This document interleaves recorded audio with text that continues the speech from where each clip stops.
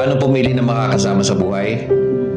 Dalawa yan, para sa akin napaka-importante. Peace of mind, happiness. Hindi magbibigay sa'yo ng stress or consistent lies. Hindi mo pwedeng pagkatiwalaan. Yung hindi ka man top priority minsan, pero binibigyan ka pa rin ng oras. Ito napaka-importante. Above all, yung marunong makontento sa iisa, marunong makontento sa isa. Not the one who has eyes for every girl or every boy. Tsaka ang pinaka-basic rule dyan, huwag kang magmahal ng taong kailangan mo pang bantayan. Kailangan mo pang bantayan kasi hindi mo siya pwedeng pagkatiwalaan.